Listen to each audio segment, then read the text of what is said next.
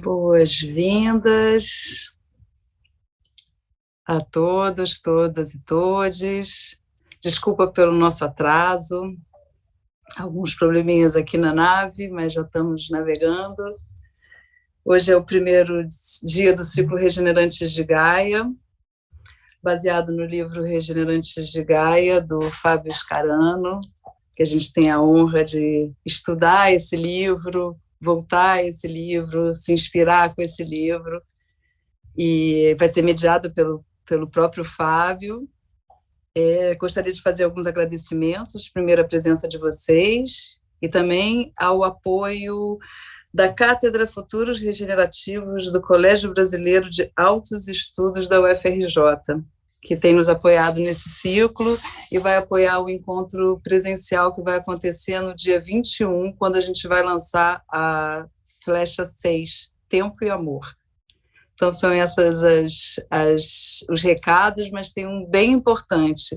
Esse ciclo ele é gratuito, mas a gente convida e sugere que as pessoas retribuam esse ciclo doando um recurso, um apoio às escolas vivas. A gente está passando o link para vocês da Saúva, é um fundo que recebe esse apoio financeiro e deposita em 4 projetos de escolas vivas, 4 projetos indígenas, Machacali, Runicuim, Guarani e Tucano. É R$8 mil que a gente está doando por mês, e a gente conta com o apoio de todo mundo que puder colaborar para que esses projetos na floresta, esses projetos em terras indígenas possam estar ativos. Então, o Selvagem tem se colocado nessa disposição de convocar esse apoio para as escolas vivas. Então, boa tarde, vamos começar, Fábio, é com você hoje, é você que pilota a partir de agora a nave Gaia. Valeu, Ana, muito boa tarde, muito obrigado, muito boa tarde a todo o nosso público espectador e a nossa dupla queridíssima aqui de convidados hoje, o Antônio Nobre e o Ailton Krenak. Para mim é uma honra imensa poder mediar esse ciclo, né, as conversas aí acerca desse tema do Regenerantes de Gaia, que cara de ser o título desse meu livro, então é uma honra imensa. O ciclo está animadíssimo, né, vão ser 4 encontros, hoje é o nosso primeiro, depois a gente vai ter outros 3, sempre às terças-feiras, de 4 às 6, tem uma exceção só, num dia que vai ser de 6 às 8. Mas a gente vai ter, ao longo dessas semanas, o Eduardo Góes Neves, Valdeli Knupp, Alice Vorkman, Flávia Aranha, Maria Silvanete Lermen, uma artista convidada, Mitty Mendonça, que vai estar fazendo aí trabalhos à medida que a gente conversa, e ela vai estar ao vivo com a gente também no dia 21, lá na UFRJ, no Fórum de Ciência e Cultura. Então, vão ser dias assim animadíssimos, né? A gente vai estar conversando sobre essa regeneração do ponto de vista da ciência, do ponto de vista de arqueologia amazônica, do ponto de vista de agroflorestas, na perspectiva da arte, da perspectiva da culinária. Então vai ser um tremendo aprendizado aqui ao longo desse mês. Eu, nessa condição de mediador, no fundo, sou aluno aqui dessa turma. E hoje o nosso tema, ele liga com o ciclo que nos antecedeu, que foi o ciclo Sonhos. E aí, portanto, a gente achou que esse primeiro papo, né, essa primeira conversa hoje com Ailton e com o Antônio, faria sentido a gente conversar sobre regeneração de Gaia dentro dessa perspectiva de sonhos. E só para iniciar aqui a nossa conversa, eu queria fazer uma breve colocação aqui para escutar como é que isso repercute no pensamento do Ailton e do Antônio, que é a seguinte: isso é uma coisa que me tomou muito depois de ter escrito o livro Regenerantes de Gaia já. Regeneração é um processo biológico, né, que todo ser vivo tem. A gente se regenera de diferentes formas. A gente se regenera metabolicamente, é uma regeneração que eu diria inconsciente até. As células-tronco fazem isso para nós. Elas estão trabalhando lá agora, a gente não vê, não sabe, não sente, mas elas estão trabalhando, é uma regeneração inconsciente. E tem uma outra regeneração que é consciente. Então, a gente passa por processos de renascimento, a gente se redesenha, se reelabora, a gente planta plantas em locais que foram degradados para tentar recuperar aquela área com vida. Isso também é regeneração. E esses são processos de regeneração consciente. O que eu acho é que a regeneração ela é uma coisa que prepara a gente para o que vem, né? A gente age hoje, regenerando, mas no fundo a regeneração é um processo de preparação para um futuro que está logo aí, né? Que pode ser daqui a minutos, pode ser daqui a dias, daqui a anos. E regenerar, a meu ver, é uma maneira da gente antecipar, né? Então a gente antecipa futuros de alguma maneira e a gente se regenera de uma maneira consciente ou inconsciente em preparação para isso que está vindo, que está chegando. E ao falar em futuro, em preparação, o sonho tem um papel importantíssimo. O sonho, portanto, para mim, ele tem esse caráter regenerativo. E eu me encanto quando eu lembro do livro Queda do Céu, o Davi Copenau falando sobre o fato de ele ao sonhar, ele se prepara para o futuro. O sonho é uma forma de antecipação para o Davi, como eu sei que é para o Ailton também, vou querer que o Ailton fale um pouquinho sobre isso para nós. Então, sonhar regenera, sonhar antecipa, e sonhar projeta para nós, um termo que é um termo bem da nossa civilização ocidental, moderna, dita civilização, né? Que é a utopia. Então, e eu fico pensando numa utopia de um mundo hoje totalmente desconectado uns dos outros, a gente da natureza não humana, vamos dizer assim, até da natureza humana. Uma utopia que eu tenho, que está expressa nesse livro, é da gente, daqui a pouco, ver esse mundo todo regenerado as relações entre nós, entre as pessoas, das pessoas para com a natureza, as relações nossas para com nós mesmos, muitas vezes rompidas já, e essa regeneração da vida, né? Uma espécie como a nossa, que tem tirado tanta vida do planeta, se a gente consegue se regenerar a ponto de auxiliar nesse processo de regeneração de Gaia. Então essa é a minha primeira reflexão a respeito desse tema, para provocar aqui o pensamento e a fala dos meus queridos Ailton e Antônio. Ailton, vamos começar contigo, meu querido. Que saudade de vocês. A gente se vê eletronicamente, mas dá uma saudade, dá um abraço danada, né? Mas ainda bem que tem a tecnologia para botar a gente perto aqui, cada um de nós três numa cidade, a Ana numa quarta cidade. Mas, enfim, estamos juntos. Ailton, por favor. Então, que bom cumprimentar todos os que estão aparentemente na tela e os que não estão aparentemente, quer dizer, aqueles que estão, que vão nos ver daqui a pouco. E eu fico numa alegria infantil de nos encontrar, porque ela é incontida, né? Essa vontade de nos abraçar e tal, que a telinha não substitui mesmo. Talvez a saudade venha disso. Essa saudade, ela fica arranhando a gente, porque a telinha é a telinha. A gente tem consciência disso. Assim como, Fábio, você lembra que nós podemos experimentar diferentes níveis ou qualidades de regeneração, inclusive inconsciente, né? Inconscientemente, o nosso organismo está, com a sua inteligência, trabalhando para essa vida, para essa regenerantes. E, às vezes, nós conseguimos estar conscientes disso, despertar para essa potência de vida e cooperar com ela de dentro. Mas nós sabemos que a materialidade da vida, que talvez pudesse ser expressada no encontro presencial, diferente do encontro virtual. O encontro virtual seria uma experiência, um exemplo didático para a gente imaginar a relação inconsciente. Esse encontro virtual, ele não tem a materialidade, ele não tem essa coisa que eu tenho insistido em dizer que, para além das narrativas que nós somos capazes de instituir para nos ajudar a atravessar o deserto, as narrativas em si, elas não conseguem dar conta desse regenerante orgânico, dessa organicidade que a Terra reivindica. Porque a Terra é comida, ela é abrigo, ela é acolhimento, mas para isso ela tem que ter água, tem que ter floresta, tem que ter o ar. O ar, o oxigênio tem que estar aqui.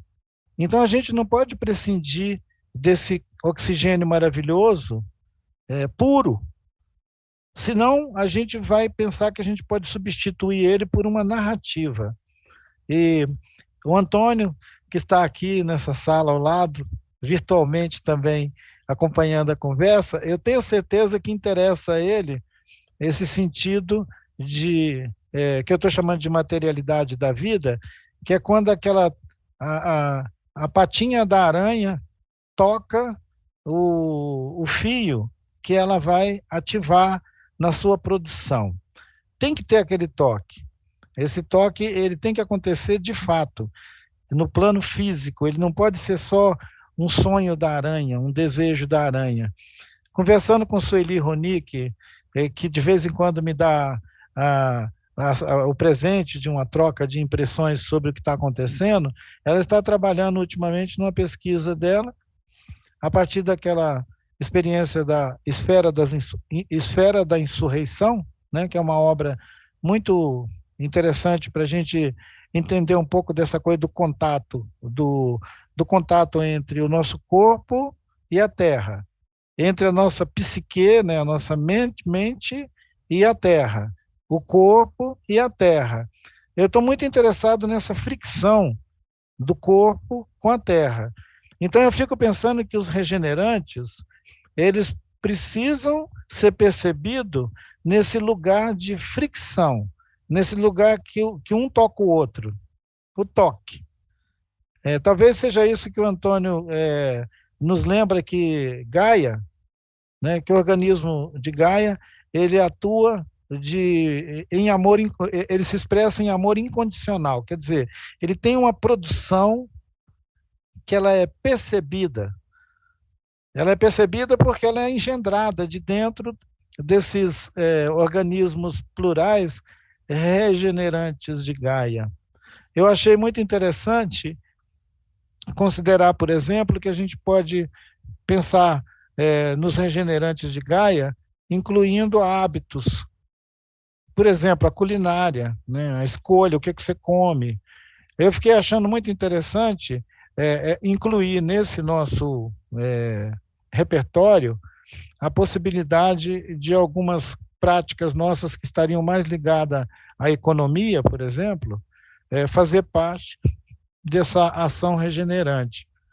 E eu acho que queria provocar o Antônio para a gente pensar se a cultura, o campo da cultura, né, essa relação nossa com o jeito de morar, de comer, de andar por aqui, se tem a possibilidade da gente convocar esse campo de hábitos, cultura, costumes, para atuar também como regenerantes de Gaia, ou se é só um desejo que não tem materialidade, que não alcança o chão.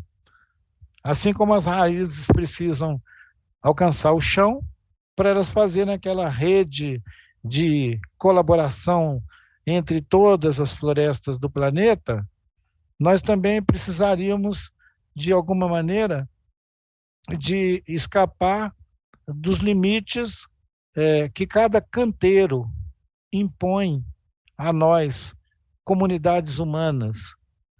Eu fico sempre observando que as comunidades humanas têm menos habilidade do que os outros organismos para atuar como regenerantes de Gaia.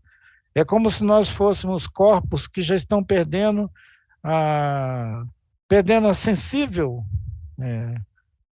comunicação com os outros corpos, e temos uma dificuldade em si mesmada.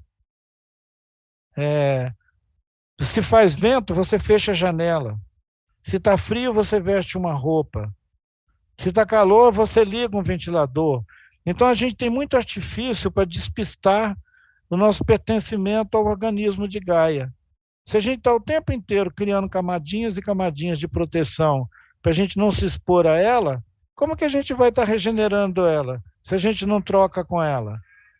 Não troca afeto, mas também não troca suor, não troca sangue com ela, a gente não troca com ela.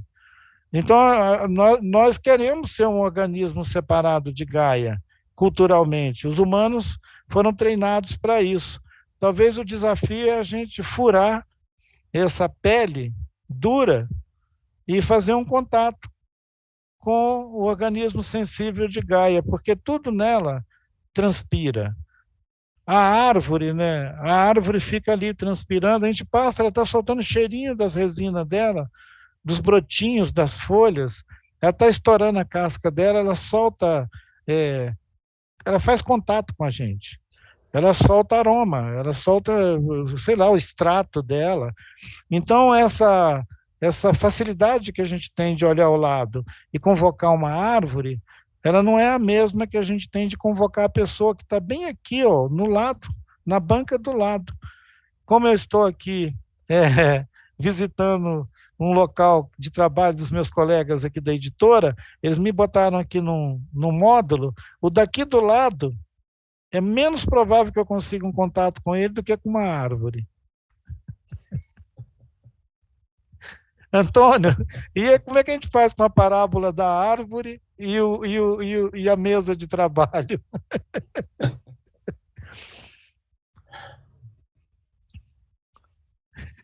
Ô, Ailton, Antônio está provocado já, Antônio. Super provocado.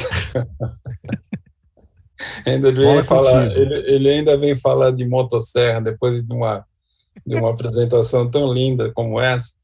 Eu queria começar, já vou chegar nas provocações, mas eu queria começar pegando na introdução belíssima que o Fábio fez, desse livro belíssimo dele, do Regenerantes de Gaia, e da ligação com o sonho.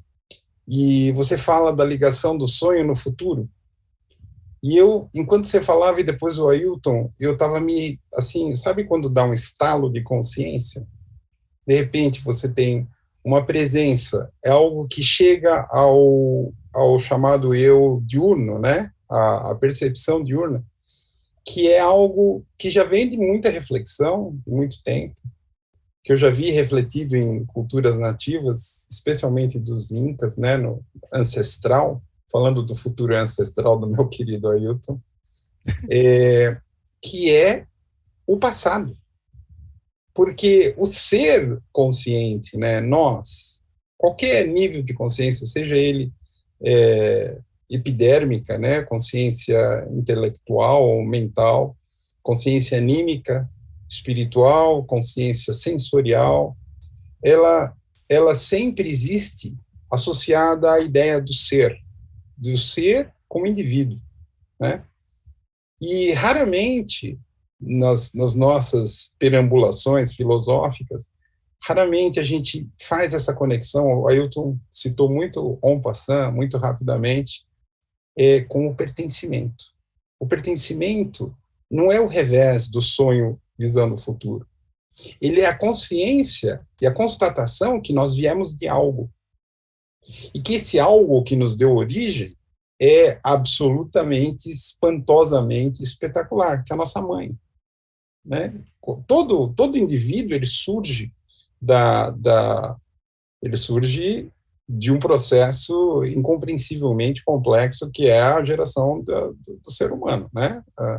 Mas aí, vamos para trás. O ser humano surge, o Ailton mencionou também, ele surge dentro de um habitat, ele surge numa pequena crosta que o Bruno Latour chama de película de Gaia, né?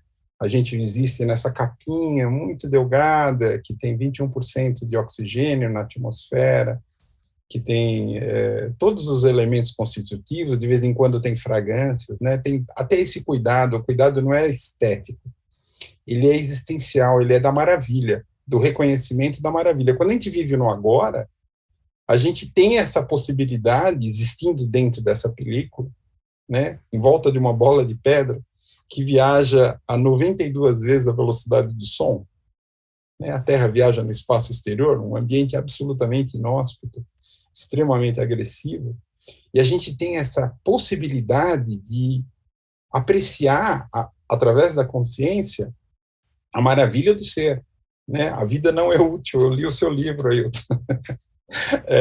A gente tem essa possibilidade sem dar-nos conta que a gente surgiu, ou pelo menos, vamos falar assim, recolocar. Não é sem dar-nos conta. Na cultura ocidental, que se tornou na cultura global, né, moderna, a gente perdeu esse link com o pertencer. Pertencer primeiro à mãe, ou pertencer primeiro ao nosso próprio corpo. A mente existe dentro do corpo de forma quase que é um inquilino alheio ao condomínio do corpo, que é um condomínio maravilhoso, né? Aí a gente perdeu a conexão, temos a conexão afetuosa, afetiva com a mãe, mas efetivamente o que significa a existência desse pertencimento, né? Nós pertencemos à nossa mãe, a nossa mãe pertence aos nossos avós, e assim você vai até o começo, né? Desde o ovo original. E aí todos pertencemos à Terra, todos pertencemos à Gaia. O planeta pertence ao sistema solar, o sistema solar pertence ao braço de Órion da galáxia, a galáxia pertence ao universo. E aí tem outros pertencimentos que vão em propagação infinita. Esse pertencimento, ele é frequentemente esquecido. E ele pertence ao passado. Porque se não tivesse no passado toda essa, vamos falar assim, toda essa criatividade, e não estou falando de criatividade tipo eureka, não é uma criatividade de posse, é uma criatividade espontânea que vem da natureza, que vem de uma sabedoria que nós mal conhecemos, né? Quem tem essa capacidade, e eu sempre volto a mencionar, de reverência, de veneração, é uma capacidade cultural, mas não só, é uma capacidade sensorial, é uma capacidade anímica ou espiritual de respeitar aquilo que te dá origem, que te dá a vida, de onde você surgiu, de onde você veio. E isso é passado. O passado, sem querer desmerecer o futuro, que a gente trabalha com os sonhos, ele nos dá a existência. O reconhecimento de que no passado existe todo um trabalho gigantesco. Agora, a gente podia falar muito tempo sobre o que a ciência tem feito com seus microscópios, telescópios e laboratórios e computadores, etc., para revelar aquilo que todas as pessoas simples, com uma postura humilde e aberta e sensível, já sabem sobre essa maravilha do pertencimento. Então, eu não estou respondendo das provocações, mas eu queria começar minha oferecimento aqui fazendo uma homenagem ao pertencimento, fazendo uma homenagem à mãe, fazendo uma homenagem à mãe maior, que é Gaia, e fazendo uma homenagem ao universo, ao cosmos, que nos permitiram existir como consciência. Mais adiante, eu gostaria de falar também sobre o que está implicado nisso e a conexão com o sonho, não só do futuro. Eu quero voltar também ao passado, de onde veio esse sonho que nos trouxe aqui, que nos permite sonhar com o futuro. Quando o Ailton fala o futuro é ancestral, e eu acho que já está saindo um livro, né, Ailton, sobre isso. O futuro é ancestral, é belíssima essa percepção, porque esse pertencimento, ele honra a origem, ele honra de onde nós saímos, ele honra toda a riqueza e complexidade que permite que nós respiremos, e vivamos, e nos alegremos, e nos amemos. A ideia do toque da pata da aranha no fio da sua teia, ela me trouxe a perspectiva que o nosso tato, né, o senso do tato, ele é extremamente desenvolvido nos humanos e nos animais mais ainda, né? Nós até somos embrutecidos comparado com o que os animais têm nessa parte sensorial. Mas tocando num tópico dessa proximidade, quando a gente dá um abraço a alguém, um abraço bem amoroso, existe um Wi-Fi do amor, uma conexão que, quando você toca, os corações se aproximam, existe uma comunicação densa, intensa, maravilhosa entre as cognições amorosas das pessoas que estão se abraçando. Quando a gente pode abraçar, um sonho que eu tinha quando eu estava na Amazônia era poder abraçar uma onça, porque é um animal magnífico, né? Eu sempre tive uma admiração enorme pela onça. A gente não é muito recomendável, né? A onça, ela come carne, não escova o dente, tem um bafo de onça, realmente, mas ela é um ser maravilhoso. E a vontade que eu tinha, nem que fosse a última coisa que eu gostaria de fazer na vida, mas abraçar uma onça para sentir essa conexão com seres que pertencem. Os animais, eles têm um pertencimento belíssimo que pode nos iluminar, né? Quando a gente entende que tudo que tem a ver com Gaia tem a ver com pertencimento. O feminino tem uma forte abertura para esse pertencimento, porque é do feminino que surge a multiplicação, né, dos seres. E esse pertencimento, ele é o mais abusado, o mais violado. Tudo que a gente vê acontecendo nas paisagens urbanas, por exemplo, uma construtora que chega e começa a construir prédios, etc., provavelmente o dono da construtora não vive ali, né? Uma fábrica que se instala, uma mineradora que se instala lá no meio da floresta, os donos não vivem ali, né? Não estão ali, eles não pertencem àquele sistema. E o fato de que nós geramos uma ciber existência, uma matrix, né, como se diz, uma matriz totalmente artificial, significa que a mente humana se desacoplou, se divorciou do pertencimento de Gaia. Nós conseguimos, através de um processo longo e extremamente infeliz, eu diria, chegar a um ponto em que, dentro da cabeça do ser humano, existe um matrix. Diferente daquela série de Hollywood lá. É dentro da nossa própria cabeça. E esse matrix é cultural. Ele é desenvolvido através de um processo extenso de educação, má educação, digamos, e condicionamento, e uma repetição, e um corte, um severo corte com as nossas raízes ancestrais. E é por isso que nós perdemos a conexão com Gaia. Sem essa conexão, se você corta as suas raízes, você não tem capacidade de regenerar, né? Não só a planta, os seres. Eu estava lendo esses dias sobre essa conexão, acho que o Ailton já falou sobre isso, entre o pulmão humano e as folhas das árvores, né, ou das plantas, que são órgãos conectados. Absorve o gás carbônico e libera oxigênio, o outro absorve o oxigênio e libera gás carbônico. Nós somos a contraparte, o outro lado da moeda, né, da vida vegetal, da vida verde. E pouquíssimos de nós, no mundo ocidental, na civilização chamada moderna, né, ou que não sei nem que não deveria nem chamar civilização, mas, enfim, essa organização que nos trouxe uma nova era geológica, a gente chama de antropoceno, ela que trouxe ciência, tecnologia e a destruição do próprio lar e a completa aniquilação do pertencimento, ela fez isso também internamente conosco, né? Então, o desaparecimento dessa conexão com a mãe terra, com esse pertencer, é o principal ponto de início para tratar do assunto regeneração de Gaia.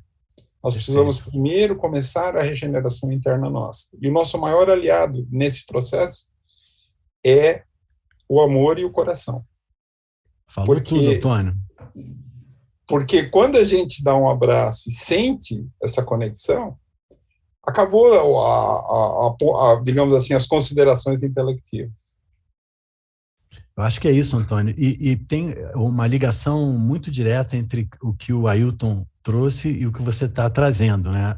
Eu acho que eu resumiria dizendo que a gente, a espécie humana, a parte moderna, dita moderna da nossa espécie, a gente se alienou do mundo, né? A gente se alienou de Gaia, se alienou do planeta e se alienou uns dos outros.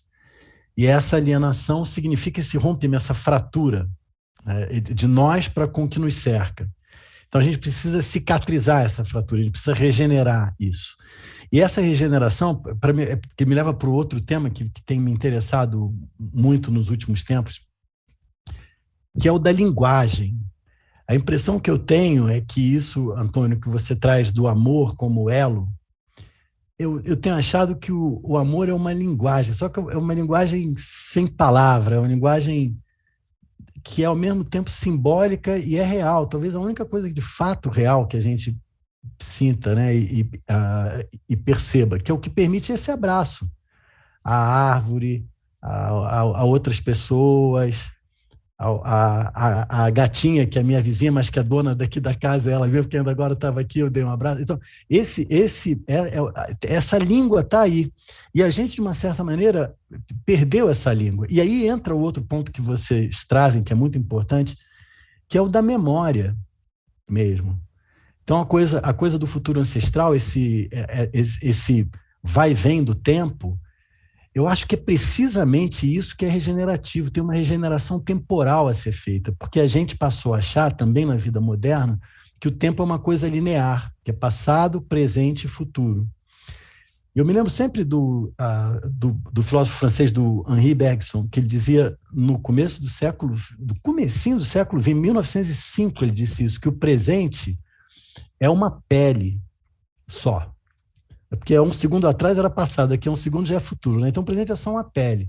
E aí o passado, através da nossa memória, que a gente precisa ativar, ele entra no futuro. Quando a gente sonha, a gente carrega coisas do nosso passado, e de um passado que é até inconsciente para nós, um passado dos nossos ancestrais, dos nossos antepassados. E aí a gente deseja para frente, a gente deveria desejar com base nesse passado, que é um passado em parte consciente, que é o passado da nossa vida, com uma parte inconsciente, que é esse inconsciente coletivo, vamos dizer assim, que nos leva lá na nossa mãe, que o Antônio mencionou, e que nos joga lá para frente, nos nossos filhos, humanos e não humanos que vêm por aí. Então, esse vai e vem do tempo, a gente precisa regenerar esse processo também. E aí, de novo, o futuro é ancestral mesmo, né? Assim como na ancestralidade tem o futuro. Então, esse vai e vem do tempo, para mim, ele demanda uma língua, uma linguagem, uma conversa, que é promovida, creio eu, como Antônio bem lembrou, essa coisa silenciosa e linda que é o amor. Não é isso, Ailton? O que você acha dessa nossa divagação aqui? Não é uma divagação. É uma experiência expandida daquilo que o querido Dalai Lama explicita quando ele diz que uma mente desperta é um oceano de sabedoria. Eu estou muito interessado nessa citação do Dalai Lama, porque ela deve ter uns 2.000, 3.000 anos. Não foi, digamos, criada a partir de nenhum texto recente do Lama, né? Do Dalai Lama, ou mesmo da sua linhagem. Ele é muito anterior, ele vem de muito tempo, então, por isso que eu digo talvez 2.000, 3.000 anos atrás, que pessoas que experimentaram exatamente habitar esse lugar expandido da sensibilidade, de um amor incondicional a tudo, porque amavam a pedra, uma montanha, um pássaro, um graveto, a chama do fogo, a labareda do fogo que estava ali, ela era objeto de uma reverência, de um amor, e saudando as quatro direções, saudando o vento. Então, essa experiência transcendente, ela possibilitou um tipo de humanidade, que talvez seja essa humanidade ancestral, né, 2.000, 3.000 anos atrás, que experimentavam um estado de, sei lá, de plenitude, de harmonia com tudo, que eles podiam ficar imersos na friagem de uma montanha, gelados, aparentemente gelados, e produzindo de dentro deles uma temperatura tão incrível que derretia a camada imediatamente externa ao corpo deles de frio. Quer dizer, os caras brilhavam no gelo. Alguns dessas pessoas, né, desses meninos, inclusive, com 4, 6 anos de idade, eles já eram iniciados nessa experiência, herdavam, inclusive. O que é muito interessante é que quando você olha essas tradições antigas, era possível meninos e meninas herdarem da mãe, da avó, essa capacidade de manter a conexão tão sensível que eles faziam experiências maravilhosas de recordar, por exemplo, já que nós estamos falando de memória, recordar o lugar onde um objeto, há 1000 anos atrás, foi deixado numa montanha. Então, aquele menino saía, com 8 anos de idade, fazia uma caminhada e chegava no lugar onde o GPS dele tinha localizado um objeto que alguém da linhagem deles, há 800 anos atrás, 700 anos atrás, deixou lá. Ele ia lá e pegava um bracelete, uma pulseira, uma adaga, um objeto qualquer, e falava, olha, isso aqui, a nossa tataravó deixou naquele lugar. Sabiam até o lugar.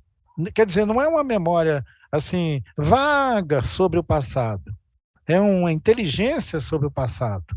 Talvez isso acrescente um pouco mais de observação, Antônio. Essa memória não é vaga. Ela é uma inteligência sobre o passado, no sentido ancestral, né? Ela tem uma capacidade de rastreamento maravilhoso, porque ela não fica assim sondando o cosmos. Quando o Copenau Yanomami, que eu nunca cesso de lembrar, diz que os Yanomami têm um parente deles que é sobrinho do Sol, quer dizer, ele localiza o lugar, né? É no Sol, não é em Marte, não é em qualquer outro planeta. Então, essas memórias, elas têm um sentido tão possível de ser confirmado que basta ter disposição para isso. Uma mente desperta é um oceano de sabedoria. Quer dizer, o oceano está o tempo inteiro movendo aquelas camadas mais profundas. O oceano não fica na superfície. Aliás, o que não tem no oceano é a superfície. Então é maravilhoso isso. A memória, pensar a memória com essa longa tradição, né, do budismo tibetano, que compara ela a um oceano, para mim ela transcende, inclusive, ao oceano terrestre. É o oceano cósmico, é o cosmos, nós estamos no cosmos, que consegue cultivar um sentimento, por exemplo, de que num grão de areia está contido tudo. Tudo está aqui. Esse pertencimento que o Antônio estava falando, que é tão maravilhoso, porque pertencer em uma teia tão vasta é não ter fim. Quer dizer, não tem finitude. De novo, o que o nosso querido Emanuele, né, Fábio? Quando o Emanuele fala de metamorfose, falando da lagarta e da borboleta, quer dizer, não tem fim, o que tem é transformação, o que tem é mutação, o que tem é essa transmigração entre organismos que vão forjando vida. E uma coisa que eu não podia agora me esquecer de trazer para a gente pensar junto, Antônio, é a ideia da vida como uma potência que não precisa, a vida não precisa de materialidade. Ela se expressa em amor incondicional, talvez, quando ela dá corpo, quando ela cria corpo. Ela cria corpo para poder se comunicar com a gente. porque ela não precisa de corpo. Eu tenho lembrado sempre que a vida não precisa de um corpo. A gente é que precisa de um corpo. Inclusive, a gente precisa do corpo da Terra. Mas a vida não. Porque a vida já existia. Então, esse maravilhamento da ideia de pertencimento, pertencer à vida, ele é transcendente. Ele tem pouca, digamos, implicação com as condições que nos incomoda tanto, por exemplo, na ecologia. É claro que a gente fica incomodado com o organismo da Terra sendo predado da maneira que está sendo. Mas nós sabemos também que a vida é além disso. Para a gente não ficar também refém da necropolítica, né? Porque a necropolítica acha que se ela mutilar a vida aqui na Terra, ela domina tudo, né? Com esse desejo obscuro. Então, eu acho que a gente pode projetar, para além dos argumentos, digamos, científicos e políticos, a gente pode argumentar também no sentido transcendente, que talvez seria uma mística poética, dizer que não tem para ninguém, a vida é maior do que qualquer necropolítica, é maior do que qualquer tentativa de anulação, né? Seja do sentido biológico da vida, ou do sentido transcendente da vida. A vida é para além de tudo. E isso anima, talvez, a existência de alguns humanos, mas que a gente não deve ficar rendido ao especismo. Porque se a gente ficar rendido ao especismo, nós vamos achar que aquela experiência sensível que nós estamos tendo com o organismo da Terra, ele é acessível a todo mundo. Ele não é acessível a todo mundo. Ele é acessível a quem quer. Parece aquela frase do Viveiros de Castro, né, que de vez em quando o pessoal pega no meu pé, perguntando, mas no Brasil quem é índio? Aí outro dia, essa semana eu respondi de novo isso lá em Goiás.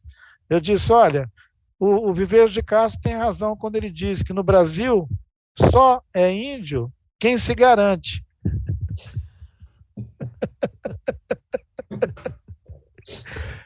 Então é isso. No cosmos, só está vivo quem se garante. Quem é capaz desse gesto de abraçar um outro coração e ligar a vida. Fonte de ligação da vida. Não essa coisa plasmada, né, do Matrix. Achei muito interessante o Antônio lembrar que nós não precisamos de um aparato tecnológico para a gente produzir essa distopia. Ela pode ser produzida no nosso próprio comportamento ao longo da história. Quem sabe do século XIX para cá, a gente não fez outra coisa senão criar essa camada persistente de mundos separados, mas que são capazes de manipular e de produzir sentido. Aí é o sentido de Matrix, né? Nós podemos estar governando outros mundos mentais, a partir de toda essa cultura, essa cultura individualista que nós passamos a pertencer. Ela é a marca radical do indivíduo, né? O individualismo radical. E quem sabe uma maneira da gente atuar ativamente com Gaia como organismo regenerante seja o de dissolver as individualidades, né? Trabalhar para não dar ênfase a nada que é meritocrático, individual. Quer dizer, nós não vamos eleger nenhum indivíduo excepcional no sentido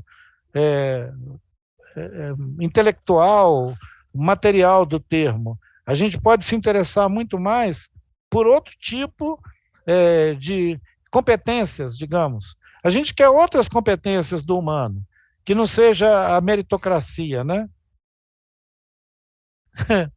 Nossa, Ailton, boa. Dissolução do ego, Antônio, o que você me diz? Vem falar para um cientista que tem que dissolver o ego, é bem É bem o Ailton, né? Não, e o Ailton agora, deva ser dito, é doutor Ailton. Ou seja, a academia científica, a Academia Brasileira de Ciência adotou Davi Copenau e a academia da UNB concedeu essa honraria ao Ailton, que é o título de doutor honoris causa. Uhum. E eu digo para vocês, não é algo muito fácil. Não obstante, eu queria dizer que é uma luta isso, é uma luta interna. É uma luta interna, porque a gente, quando você passa por todos os crivos para virar cientista, para virar doutor, professor e pesquisador, está garantido, quase, que você já é uma pessoa completamente parcial. Ou seja, fizeram muitos testes para ver se você passa. Não sei, é que nem teste para espião. Né? O teste para espião, a pessoa tem que ser comprometida com a proposta da KGB, ou da CIA, ou do SNI, etc. Né? E ele passa por vários testes para ver se ele não vai se tornar um contra-espião, se ele não vai trair a causa, etc. E acontece, muitas vezes, de espiões abandonarem, né? Pedirem asilo, etc. E na ciência também. Você vai encontrar um Fábio Scarano, por exemplo, ou Antônio Nobre e outros, que dentro da academia a gente começa a questionar o rei nu. O rei nu significa por que desenvolveu-se tanto o pensamento individual, o cultivo ao ego, né? Como se diz, o prêmio Nobel, não é Nobel, é Nobel, prêmio Nobel para pessoas que atingem grande destaque como pensadores, como grandes intelectos, né, que conseguem avançar componentes e frações e gomos, né, pensando na mexerica, gomos da ciência, né, pequenas frações. E essas pessoas, então, obviamente, são levadas ao paroxismo, né, de alegria, porque fui reconhecido. Foram preparadas por uma vida para esse reconhecimento, para chegar nesse ponto. E o que eu vejo dentro da academia, que é o meu habitat, né, onde eu labuto, é que existem alguns dogmas de formação, algumas crenças, vamos falar assim, não é nem dogma, é mais uma crença de formação que erradicam completamente a possibilidade de haver inteligência na natureza. O que se reconhece é que a natureza é complexa. Isso se reconhece, né? Complexidade esmiuçada, estudada, fatiada, desmiuçada em níveis que estamos chegando já no nível subatômico. Né? Não separamos só. No tempo que eu era criança, tinha vivissecção nas escolas. Né? O professor botava o sapo lá vivo, e a gente cortava a perna, o bicho batendo a perna, tal, foi até uma das primeiras campanhas que eu participei como adolescente contra a vivissecção nas escolas. Né?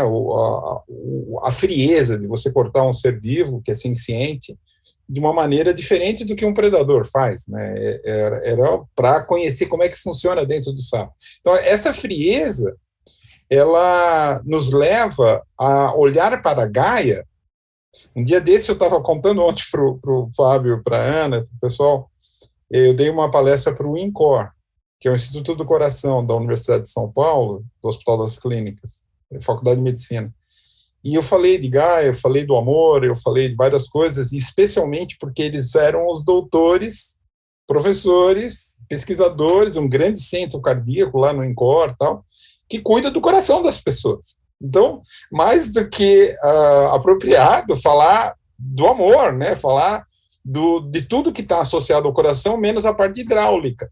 A parte hidráulica é tocar válvula, botar passagem, etc. Eles fazem muito bem isso.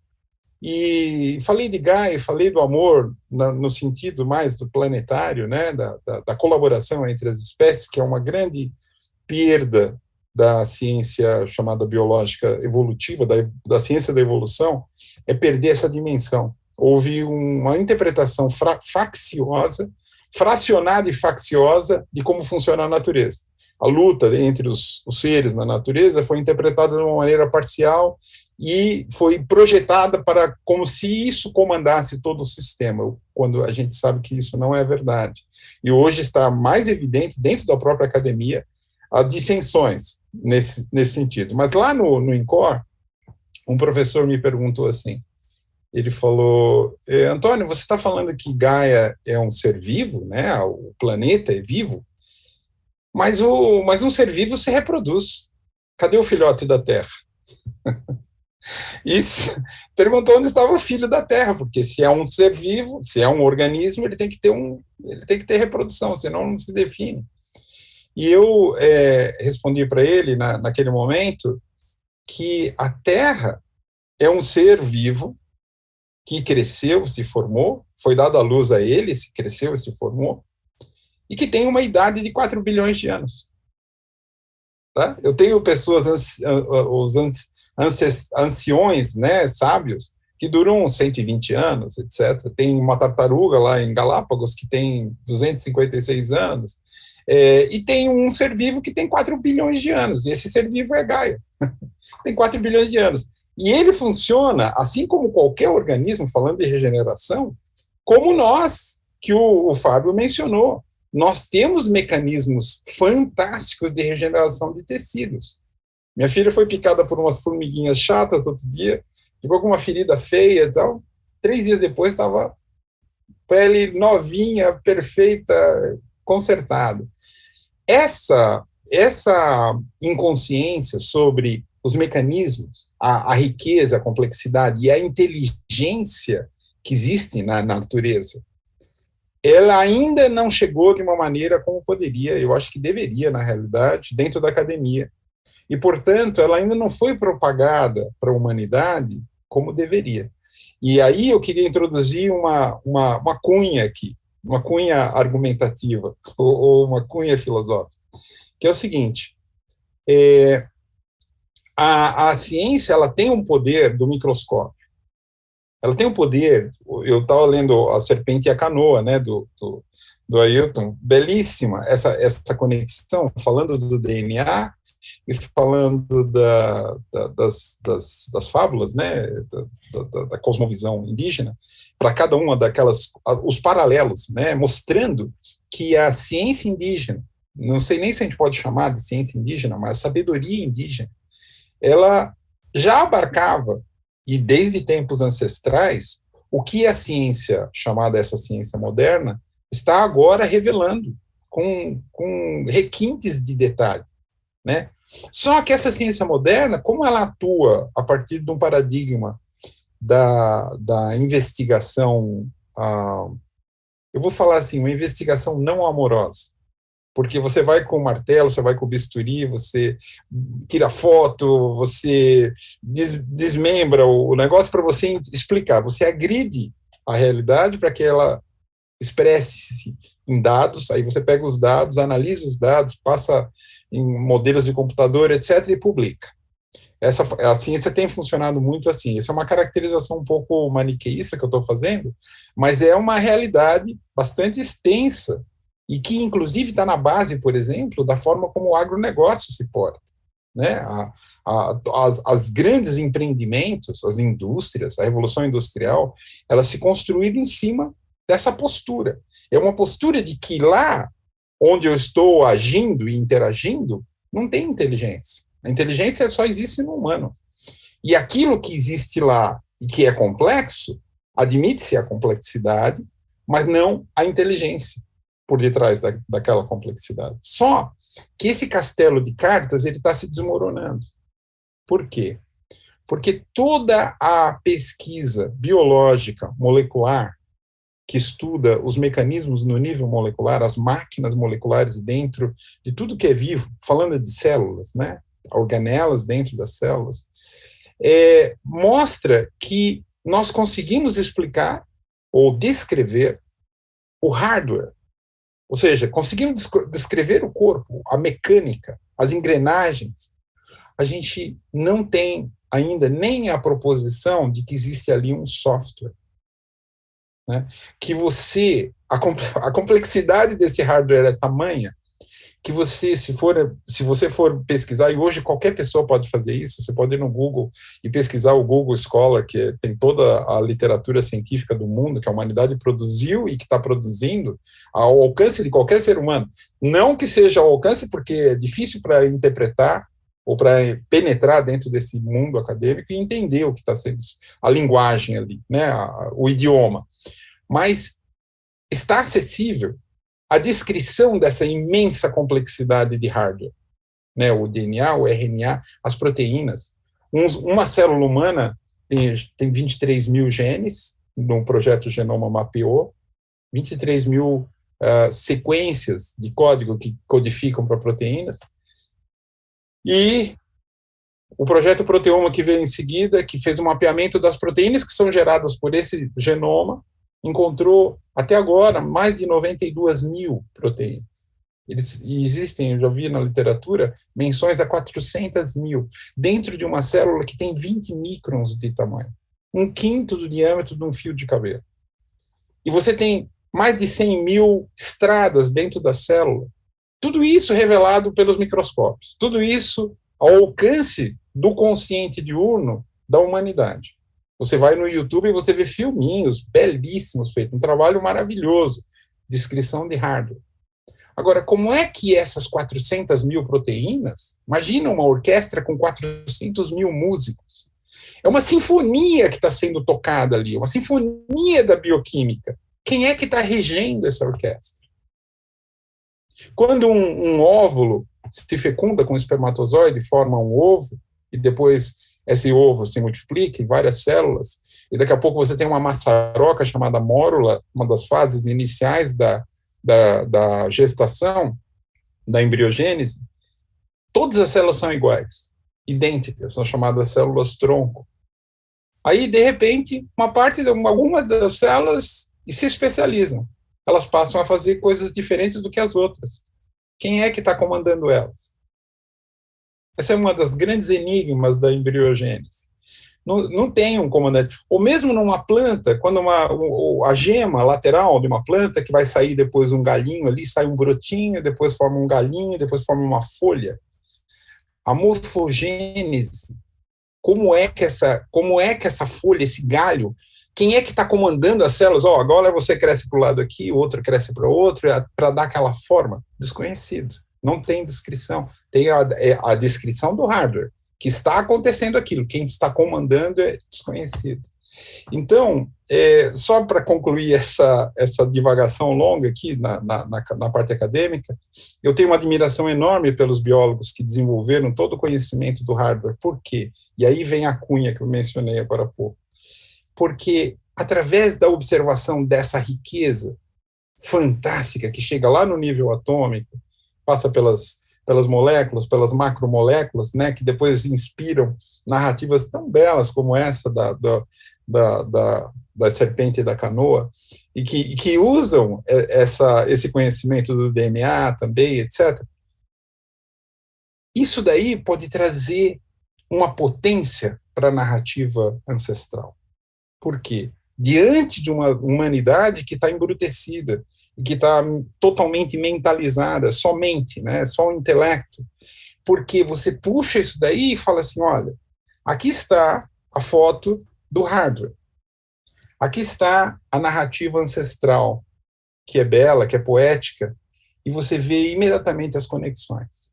As conexões são poderosas, e essas conexões, elas fazem uma ponte, pelo menos eu posso falar isso de corpo presente, ou seja, eu sou testemunha disso, porque isso passou comigo. Eu passei minha vida estudando o hardware lá, não só a biologia, né, a parte de clima, floresta, solos, enfim, Gaia, né, depois eu fui estudar Gaia, mas não Gaia, eu fui estudar o sistema terrestre, que é como a academia chama Gaia. Gaia foi um nome ruim por muito tempo, porque era visto como uma percepção religiosa de um sistema planetário. E os cientistas não querem nada com religião, ou pelo menos a maior parte não quer nada com religião. E não obstante, eu percebi a um certo momento que aquele hardware que eu estava lidando, os computadores, imagem de satélite, etc., chegava o Davi Copenau, chegava o Ailton Krenak, chegava o o Ben Chaninka, depois agora recente escutei a Nayara Tucano, e tantas outras sabedorias indígenas, e eu parava assim, com honestidade intelectual, eu parava e escutava não só com os ouvidos, eu escutava com o coração também. Eu falava, puxa, eles já sabem, eles já sabiam isso. Essa verdade que eu precisei de tanto trabalho para elaborar, explicitar e descrever, está aí naquela belíssima fábula poética, né? As leituras que o Ailton nos provê, belíssimas. E isso daí, ou seja, aconteceu comigo, eu sei de outros cientistas, como, por exemplo, o próprio Fábio, né? Eu acho que ele pode falar a respeito. Eu acho que aí existe um trânsito de cooperação, de potencial extraordinária e ainda pouco explorado, que a gente pode fazer, pegar as fotos que a ciência do hardware fez e explorar as conexões com a narrativa ancestral. Eu acho que vai dar, como se diz aqui, né, vai dar um samba legal isso daí. Muito bom, Antônio. É justamente essa liga, né, regenerativa que a gente está falando a respeito. Eu acho que é por aí mesmo. E eu acho que a tua fala deixa bem claro que a gente, na ciência, a gente é sapiens, mas não muito. Né? Tem muito feijão com arroz por comer ainda, muita coisa para se aprender, especialmente com outras visões de mundo, como os colegas que vêm aí de tradições ancestrais. E a tua fala se conecta também com o que o Ailton estava trazendo antes e que me chamou muito a atenção, Ailton, você falando do corpo e do teu interesse na fricção, né? Uhum. E você usou a palavra corpo, mas você também falou do cosmos e Antônio também falou da casa. E isso me chama muito a atenção, porque eu fico me lembrando, né, de novo, de vários povos ali do oeste da região amazônica, que tem na Sumaúma, por exemplo, aquela árvore gigantesca, né, uma árvore sagrada, como vários povos têm a sua, né?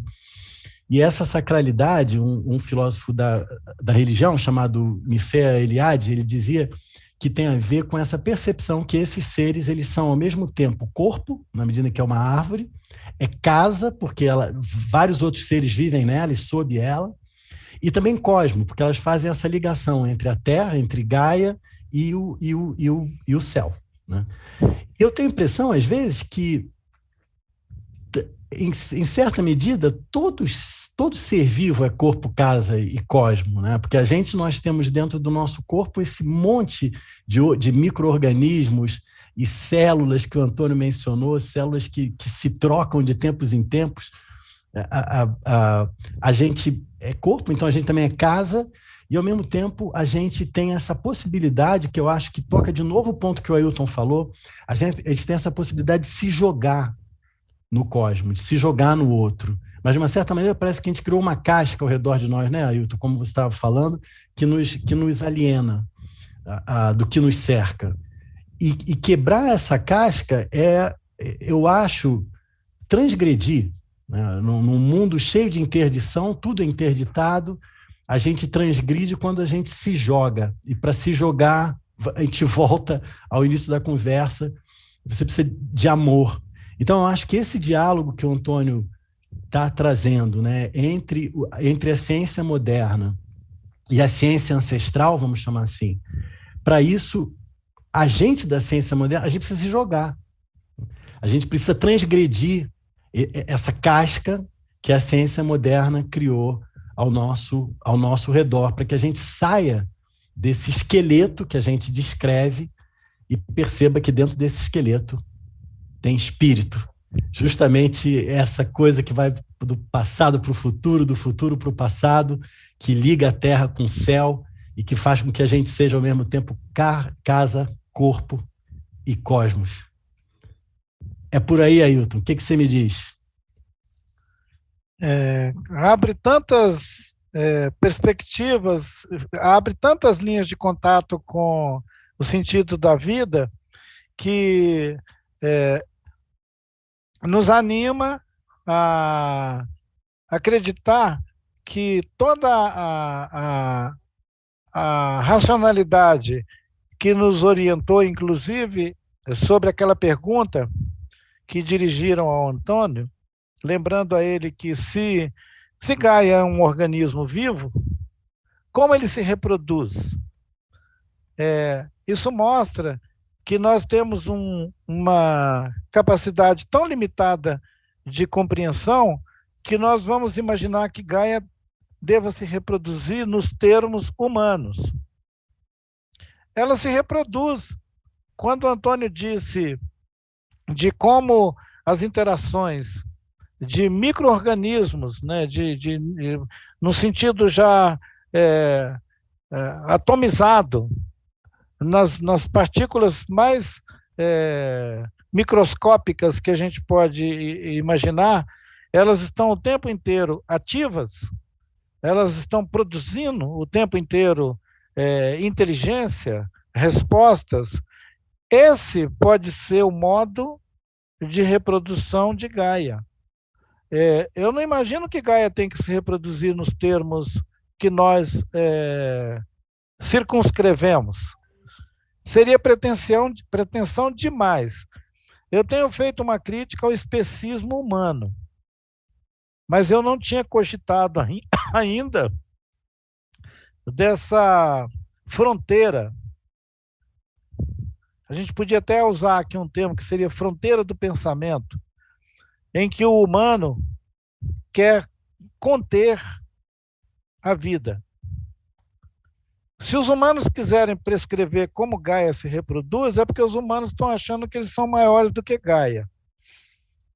E aí, realmente, o Sapiens errou o caminho de casa. O Sapiens está perdidinho, né, Ailton? Perdidinho, parecendo o bicho da goiaba. É verdade. Mas olha, só uma parêntese aí. Vocês estão acompanhando a narrativa de terraformar Marte. Sim. E esse é o Sapiens, na sua incontida arrogância e prepotência e presunção, achando que é possível se deslocar para um planeta que já não abrigou a sua Gaia, né? Já não abrigou tanto um quanto o outro vizinho, né? Vênus e Marte, e que tem uma condição de superfície completamente inóspita, né? O Marte é muitas ordens de magnitude pior do que o pior deserto na Terra, né? Além de tudo, venenoso, enfim, radiações ionizantes, e a Terra é uma ilha cósmica de paz e alegria, vamos falar assim, né? Porque é o que a vida nos promove. Mas existem um gasto em desenvolvimento de foguetes e desenvolvimento de projetos que é inacreditável. Se você colocasse esse gasto em perspectiva para ser aplicado, esses recursos, essa energia, vamos falar assim, em resolver as doenças que acometeram Gaia, né? As doenças que acometeram a humanidade, que teve esse privilégio de existir em Gaia, você poderia resolver muitos problemas aqui. E eles estão, então, existe de fato, eles querem reproduzir, não Gaia, eles querem reproduzir essa tecnosfera que é totalmente, completamente artificial e insustentável. E vão aprender muito rapidamente, isso é senso comum dentro da área de ciência do sistema terrestre, que é a área que eu atuo, né? Todo mundo que atua nas perspectivas do clima da Terra, etc., e quem é realmente que não é deslumbrado no sentido tecno-deslumbrado, né? Sabe que é uma coisa completamente inviável, você terraformar Marte. Mas esse ego cultural, né, eu vou falar até de um ego cultural, não é só individual, é um ego que foi nutrido por um grande arranjo de interesses, forças, dogmas e muita, como disse o Fábio muito bem, muitas interdições, né? A interdição lá de trás dos pagãos, né? Que fizeram com os povos nativos da América, né, que eram os pagãos, que não mereciam atenção, a interdição que se fez quando a ciência se restringiu a um método muito estrito, né, muito pequeno, extremamente preso ao materialismo, todas essas interdições, depois das interdições filosóficas, políticas, que vieram nas várias sucessões de mal acontecer, nos tornaram, animaram, né, esse ego cultural, civilizacional, que quer se reproduzir, que já aceitou, de certa forma. Tem uma corrente forte de pessoas, principalmente nas partes mais altas da escala socioeconômica, né, mundial, que acreditam que a Terra está comprometida, que não tem jeito de salvar, que vai se perder mesmo. Apesar de eles terem feito toda a luta para desacreditar a ciência do clima, eles escutaram a ciência do clima e sabem que nós estamos numa condição muito periclitante. E eles já estão se preparando para abandonar a Terra. Eu queria que eles fizessem isso muito rápido, sabe? Porque aí a gente tem mais chance. Se essa turma toda, com esse apego que tem ao ego, esse ego da tecnosfera, se eles forem para Marte, resolvido o problema na Terra. A gente pode realmente contar que pessoas que têm uma influência muito grande e que têm bloqueado a regeneração. Isso é a parte que mais me maltrata na minha carreira. Eu tenho trabalhado bastante agora com a parte o Fábio conhece esse trabalho que a gente está fazendo, de regeneração, é de ver a quantidade de opções que nós temos, belíssimas. Biodiversidade não é só aquela coisa de museu, né, de zoologia, de guardar num lugar e falar, olha, tem tantos bichos aqui, ou de tirar foto de pássaros, etc. Isso é bacana, isso é legal, mas existe uma diversidade imensa de soluções inteligentes e que comungam entre essa parte da ancestralidade e dessa transcendência que o Ailton mencionou, e a tecnologia e tudo que está à disposição. Nós não estaríamos fazendo essa reunião hoje sem internet, né? Então, como é? Ou às vezes, eu fui dar um curso com o Benck, lá na reserva do Xingu, a gente foi de avião. Daria para ir de cavalo, daria para ir caminhando até. Mas já nessa época as coisas demorariam demais, né, para acontecer como aconteciam no passado. Os Incas têm 40 mil quilômetros de estrada na América do Sul, e hoje as estradas incas ficaram esquecidas na memória, né, da sociedade. E como diz, Antônio, a canção do Gil, de jangada leva uma eternidade, de canoa uma encarnação.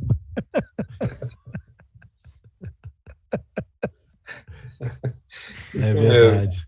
Isso mesmo. E essa reflexão toda me leva de volta ao tema do sonho, de novo, e a ligação do sonho com a regeneração. Eu vou dar um salto gigantesco aqui de novo, tentando fazer uma outra liga aqui. À medida que vocês conversavam, eu estava me lembrando desse estudioso da arte rupestre, um estudioso francês chamado Jean Clot. Ele estuda a arte rupestre do Paleolítico, 32 mil anos atrás. Mais cedo a gente falou sobre caverna, né, no nosso bate-papo. Povos ancestrais lá do Paleolítico desenhando em cavernas e tal. E aí o Clot dizia numa entrevista que eu assisti ele dar que ele achava que a gente era muito pouco sapiens e que historicamente o ser humano, dizia ele, é espiritualis. O espiritualis por quê? Porque de um lado a gente tem, especialmente os povos ancestrais, tinham essa fluidez, essa possibilidade de se jogar no mundo. São pessoas que viram plantas, plantas que viram pessoas, plantas que eventualmente viram animais. Isso eles chamavam de fluidez. E a outra capacidade é a da permeabilidade, né? O nosso espírito, ele nos permeia, ele entra e sai da gente, ele entra e sai no sonho, ele entra e sai no desejo, ele entra e sai na vontade. E de uma certa maneira, a maneira como a gente moderno, né, se desenvolveu aí ao longo dos últimos 300 anos, parece que o Sapiens excluiu o espiritualis. E daí o que eu queria...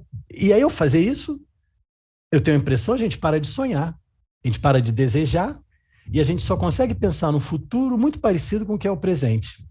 E aí, óbvio, a gente dá com a cara na parede da mudança climática, da Covid, da desigualdade social, da injustiça, da violência, assim vai. Vocês acham, pensando em futuros ancestrais, que a gente ainda tem chance de evoluir de sapiens para espirituais? Vai lá, Antônio. Olha, Fábio, na realidade, eu não diria nem evoluir, eu diria reevoluir. Voltar numa trajetória que já tivemos e a gente saiu por uma tangente infeliz, no meu modo de ver. E eu tenho pensado ou refletido, vamos falar assim melhor, um inspirado, falando de espíritos, né? Que é inspirar. Eu tenho inspirado uma tentativa de compreensão do que deu errado conosco. E o que deu errado conosco, o que eu quero dizer, não é conosco todos nós, né? Nós estamos com essa distinta presença do Ailton aqui, que não deixa a gente desviar muito da percepção de que muitos de nós, ou alguns de nós, não tomaram esse atalho. O atalho que eu identifiquei é um encantamento com a capacidade de pensamento abstrato, ou com o intelecto. O intelecto é, de fato, uma estrutura que reside sobre o cérebro, né, especialmente o córtex esquerdo, onde ele é mais ativo, e ele é o fruto de um processo evolutivo, e a partir de um determinado momento, nós fizemos essa escolha, nos encantamos com essa possibilidade de pensamento abstrato. O pensamento abstrato, a gente pensa assim, para o dia a dia, né? O que é um pensamento abstrato? O pensamento abstrato é quando você se conecta num conhecimento qualquer, ou numa coisa que te prende a atenção, e principalmente prende a atenção desse raciocínio, e você esquece do próprio corpo. Eu já falei isso num outro encontro, acho que inclusive com o Ailton. Você esquece do corpo. Quando a gente está entretido em alguma coisa, você está num jogo, você está assistindo um programa, você está interagindo numa rede social, estou falando muito de computador, de tela, né? Mas isso acontecia também em outros âmbitos anteriores, antes de existir a internet. Mas hoje é muito evidente para todas as pessoas. Você está ali, você esquece de ir no banheiro, você esquece de comer, você esquece de dormir. Eu não sei se isso acontece com a Ailton, isso acontece comigo. Tem um casal de coreanos, se não me engano, que esqueceram do filho. Foram numa LAN house e ficaram tão viciados em jogos de computador e a criança de 3 anos morreu. E eles foram presos, né? Foram condenados, estão presos. Esse é um caso extremo, mas eu estou trazendo isso para o nosso dia a dia. O fato de que nós somos capazes, eu não consigo conceber um orangotango, uma girafa, um leão, um cachorro, esquecer de comer, esquecer de ir no banheiro. Né? Essa capacidade de abstração é exclusivamente dos sapiens, aparentemente. Né? Não vejo um animal na natureza com esse comportamento.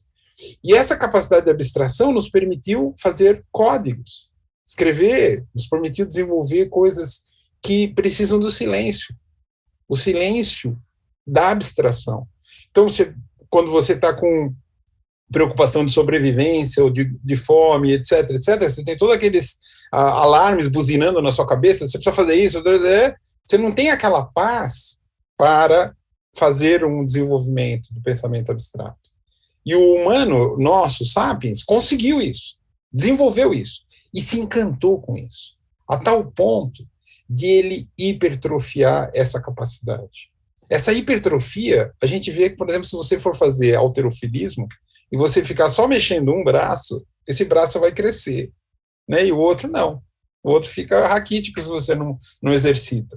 Nós exercitamos o córtex esquerdo, mais frontal, né, do consciente diurno, dentro dessa perspectiva da abstração. E esquecemos de que esse intelecto atuante ali, ele existe dentro de um condomínio de 37 trilhões de células e sistemas absurdamente complexos, sem ter consciência de que existe ali dentro. Quando uma pessoa vê um corpo humano dilacerado, a gente se choca, né? Porque nesse consciente desse intelecto, a gente não sabe o que tem dentro do corpo humano. A gente não sabe, a gente sente, claro, está tudo funcionando, todos os órgãos funcionam para que o intelecto possa aurir a sua atividade. Mas o intelecto não tem essa consciência. Essa separação da capacidade intelectiva de pensamento abstrato, da mãe-corpo, desse condomínio de sistemas fantásticos, no qual esse intelecto pertence, ele pertence a esse corpo, mas ele não tem consciência. É a mesma separação da humanidade, essa humanidade que se encantou tanto com o pensamento abstrato, e Gaia, a Mãe Terra. Então, eu respondo, não sei se eu já dando um retoque para a tua, eu acho que a gente precisa desencantar-se com essa capacidade de pensamento intelectivo, na medida em que existem outros níveis de cognição, e a gente falou tanto de coração, né, a gente falou tanto de amor, existem coisas cuja a atividade analítica intelectiva não alcança, não abrange. O próprio amor é uma delas. Não obstante, quando você direciona a tentativa de entendimento para o órgão que é capacitado a fazer isso, que é o coração, é instantâneo a compreensão. Quando eu escuto, isso daí uma vez eu já tive a oportunidade de chorar num curso que a gente estava dando junto, o Ailton e eu, e ele fala desse modo pausado que vocês viram aí, e o Antônio tem o intelecto, esse intelecto abstrato muito ativo, né, porque é cultivado demais, que é o que a gente faz dentro da carreira científica, e de repente, escutando o Ailton, essa estrutura fica em silêncio. Isso é uma coisa absolutamente extraordinária. A gente pode falar assim, o Antônio está fazendo a pregação da burrice, né? Não vai usar intelecto, vai ser burro. Não, o contrário. O intelecto é uma ferramenta muito fabulosa, extraordinária, mas ela precisa de um comando superior. Ela precisa se subordinar a uma ordem maior. O intelecto, ele tem a capacidade de lidar, dito por Einstein, né? O intelecto, atuando sozinho, ele tem muita força, mas não tem nenhuma personalidade. E já a alma, né, o coração, no caso, ele tem a capacidade de comandar através do que a gente convencionou chamar de ética, ou de transcendência, ou de espiritualidade, como você tão bem mencionou, de colocar o intelecto no seu devido lugar. Então, o encantamento dos sapiens com seu próprio intelecto, como chama aquele que ficava olhando a sua própria reflexão no espelho do lago? Narciso. O Narciso, exatamente. Nós desenvolvemos um ego muito grande, inflado e doente, associado a essa capacidade de pensamento abstrato. Agora, a gente precisa de um espetinho, sabe, furar esse balãozinho do ego e perceber que uma existência mais conectada, a gente tem dentro de casa isso. Qualquer criança pode ensinar aos adultos a ter essa existência mais natural. E a gente, podendo, eu faria assim, vamos fazer uma agência de turismo indígena, né? Porque se você pegar os sapiens e permitir ou estimular que eles vão dentro de uma aldeia, se os indígenas, obviamente, quiserem recebê-los, né?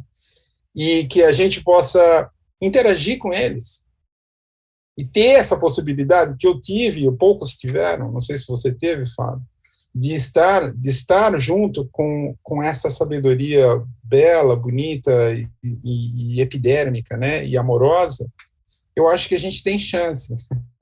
Esse regenerante, eu acho que é o regenerante dos sapiens. A gente precisa desacelerar, é como se fosse uma máquina a vapor, né, o nosso intelecto.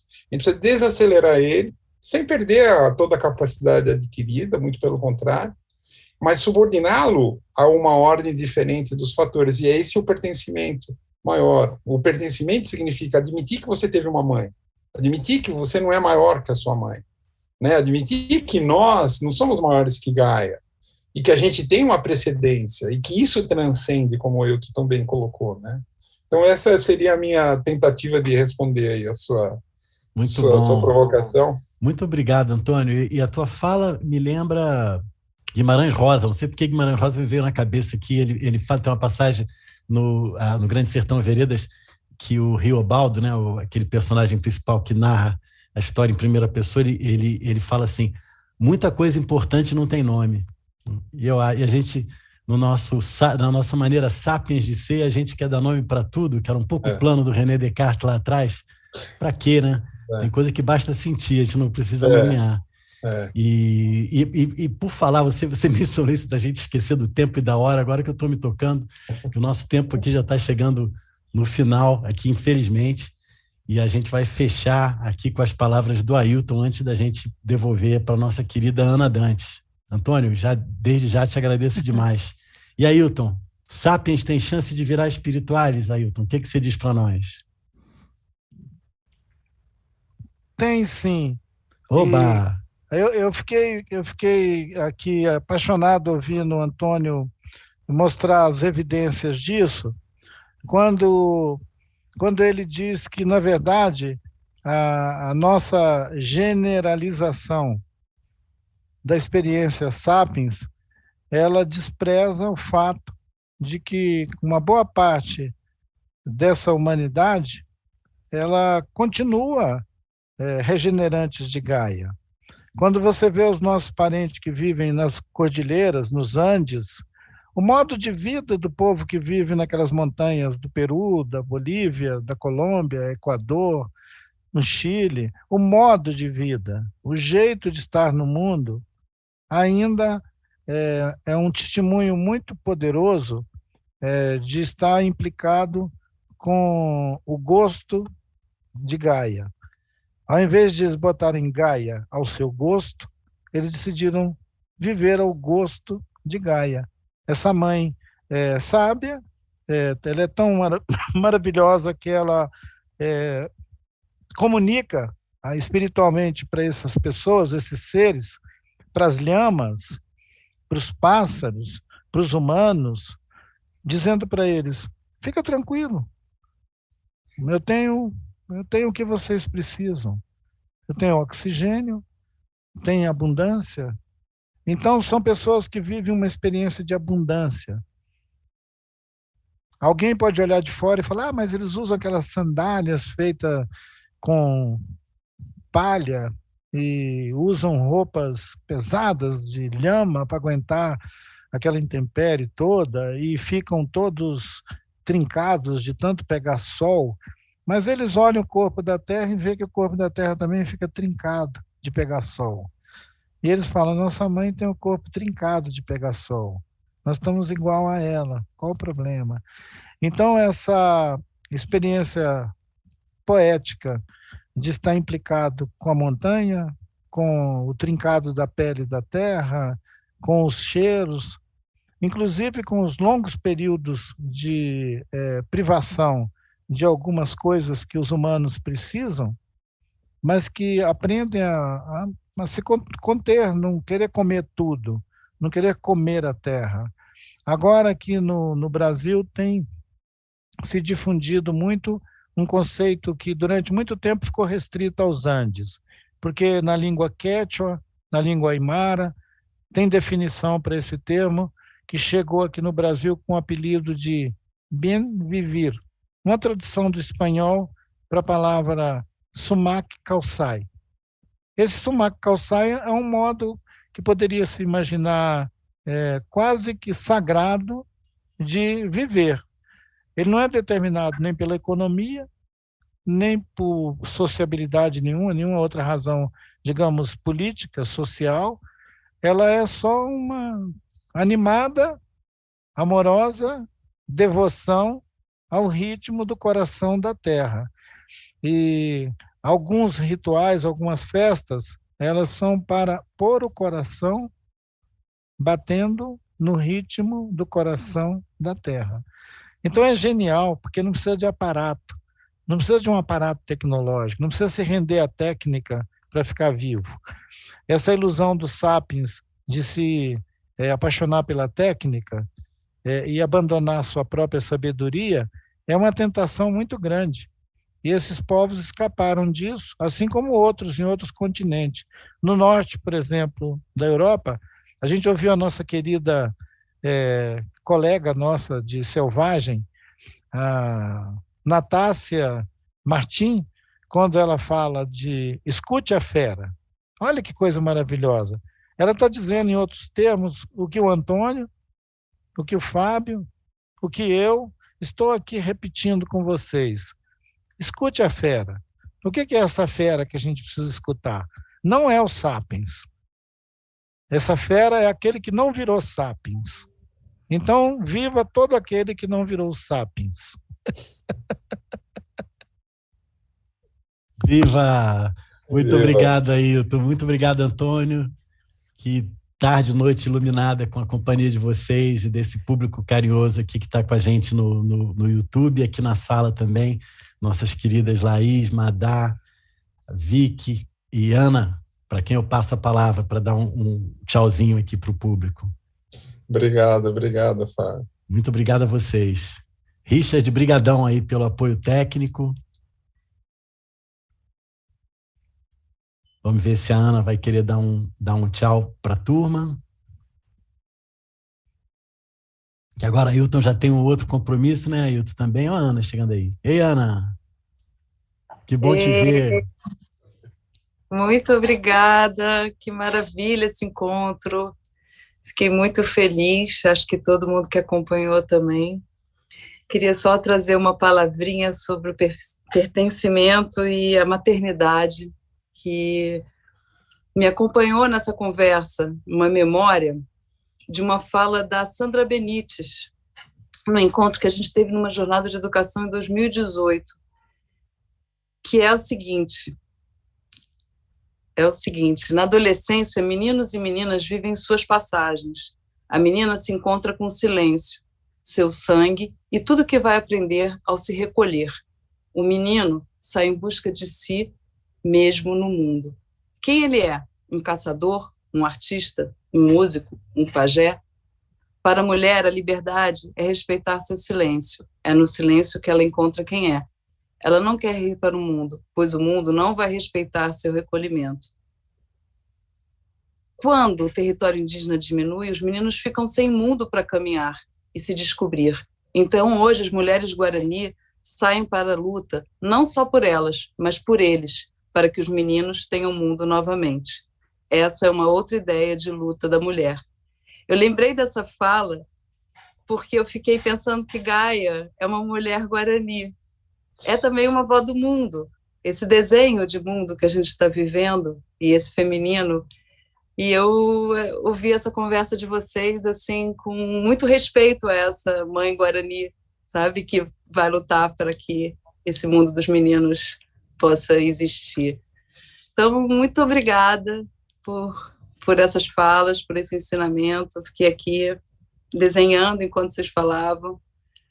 Então, maravilhosa essa tarde, o ciclo está aberto agora, nosso ciclo Regenerantes de Gaia, próximos encontros, o próximo é com o Eduardo Neves, que vai lá para a Terra Preta, falar de como a Amazônia foi fruto de colaboração, né? De colaboração de tantos seres, e o Valdeli, que tem a leitura das plantas punks, que eram consideradas como matinhos, como ervas daninhas, e não eram vistas como pertencentes, né, ao jardim planetário.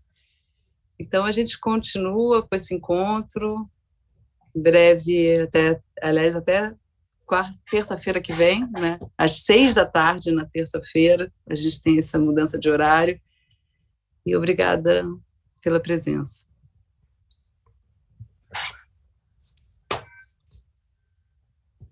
Obrigado, minha gente. Obrigado aí. Tchau. Super abraço. Tchau. Deixa eu correr para o próximo.